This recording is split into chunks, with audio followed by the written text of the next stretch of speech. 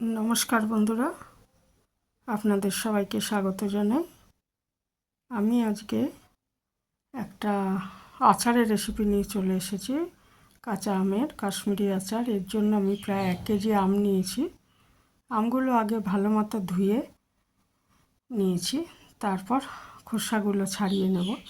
তার আগে একটা পাত্রে আমি জল নিয়ে 1 চামচ মতো নুন দিয়ে রাখলাম।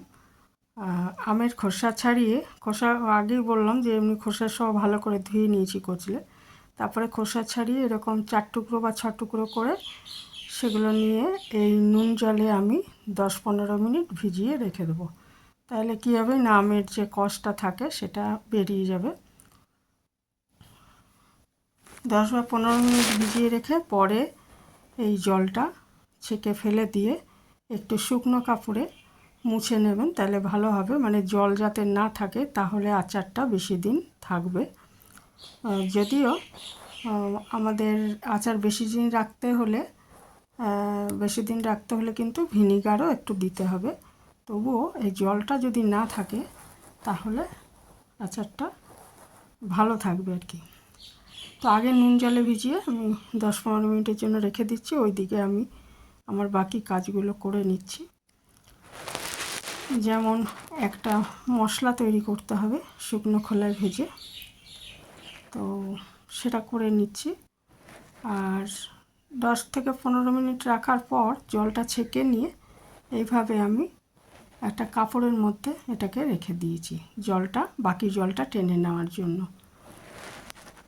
আর ইচ্ছা করলে একটু ফ্যানের হাওয়ায়ও রেখে দিতে পারেন, তাহলে জলটা শুকিয়ে যাবে। আর এখানে আমি যে মশলাটা করে নিয়েছি সেটা দেখাচ্ছি। সেটা হচ্ছে 3-4টে শুকনো লঙ্কা দিয়ে দিন ঝাল বুঝে। আর 2 চামচ দিয়েছি আমি 5 ফোড়ন, 2টো ছোটো এলাচ, আর একটু দিলাম রাঁধুনিটা দিলে একটা খুব সুন্দর গন্ধ হবে। আর 5 ফোড়নেরও খুব সুন্দর গন্ধ আছে। এবার এই মশলাগুলো খুব ভালো মতো ভেজে নিতে হবে, কিন্তু দেখতে হবে যেন পুড়ে না যায়। পুড়ে গেলে কিন্তু তিতো হয়ে যাবে। তো লো টু মিডিয়াম আছে মশলাটা ভালো করে ভেজে ঠান্ডা করে তারপরে গুঁড়ো করে নিন। আমি এটা শিলে গুঁড়ো করে নেব। ভাজাটা হয়ে গেলেই একটা সুন্দর গন্ধ ছাড়বে, তখনই এটা নামিয়ে নিতে হবে। কোনো মতেই বেশি পুড়িয়ে ফেলা যাবে না। 5 ফোড়ন কিন্তু খুব তাড়াতাড়ি ভাজা হয়ে যায়। তো এটা দেখুন আমি শিলে নিয়ে এবার এটা গুঁড়ো করে নিচ্ছি। তারপর একটা কড়াইতে আমি 1 বাটির একটু বেশি চিনি নিয়েছি আর সামান্য জল দিয়ে দিচ্ছি। এটা একটা শিরার মতো প্রায় তৈরি করে নিতে হবে। চিনির মাপটা হচ্ছে যে পরিমাণ আম নেওয়া হবে তার অর্ধেক পরিমাণ চিনি নিলে ভালো হয়। অর্থাৎ 1 কিলো আম হলে মোটামুটি 500 মতো চিনি। আর যদি যারা মিষ্টি কম খান তারা কম দেবেন, তো আমি কমই দিয়েছি একটু। আর এটার মধ্যে আমি একটা তেজপাতা আর একটুখানি সামান্য একটু হলুদ দিয়ে দিলাম রঙের জন্য। তেজপাতাটা দিলাম যে সুন্দর একটা গন্ধ হবে, এই জন্য এটাকে আমি জাল করে নিচ্ছি।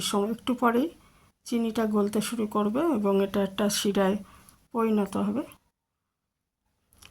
এর মধ্যে আমি পরিমাণ মতো নুন দিয়ে দিলাম। নুনটা আমি পিঙ্ক সল্ট ব্যবহার করেছি, আপনারা যে কোনো নুন ব্যবহার করতে পারেন। আর নুনটা বুঝে দিতে হবে, কারণ আমটাও নুন জলে ভেজানো ছিল। নুন তো কিছুটা টেনে নিয়েছে আমে। তারপরে এটা শিরাটা মোটামুটি তৈরি হয়ে গেলে এর মধ্যে আমি আমগুলো দিয়ে দিলাম। দিয়ে ঢাকা দিয়ে 10 মিনিট রান্না করে নিতে হবে।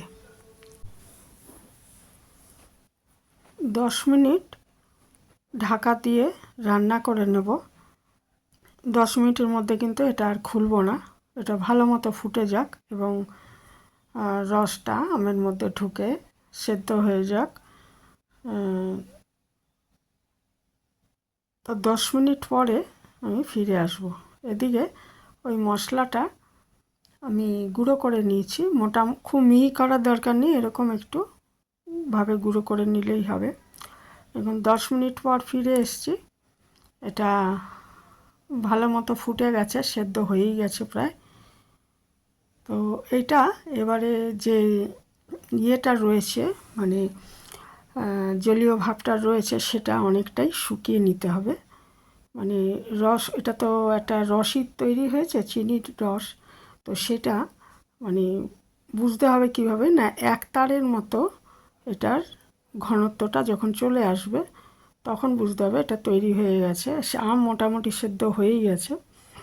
তো একটু ইয়ে করে খুন্তির সাহায্যে, আর এই সময়টা একটু নুনটাও চেক করে নিতে পারেন।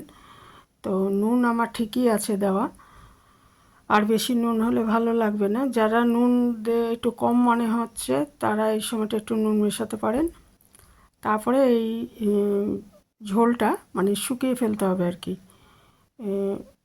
একদম মানে চিটচিটে ভাব চলে আসবে, একতারের মতো হয়ে যাবে রসটা, তখন এটাকে বন্ধ করে দিতে হবে। এবং তার আগে দুটো জিনিস করতে হবে। একটা হচ্ছে যে একটু ভিনিগার মেশাতে হবে, 2 চামচ মতো আমি ভিনিগার মেশাবো। তাহলে কি হবে না, অনেক দিন থাকবে আচারটা। কারণ মিষ্টি আচার কিন্তু তাড়াতাড়ি নষ্ট হয় ঝাল আচারের থেকে। তো 2 চামচ ভিনিগার মিশিয়ে দেব, আর যে ভাজা মশলাটা করে রেখেছি ওটা মিশিয়ে দেবো, তাহলেই আমার আচারটা তৈরি হয়ে যাবে।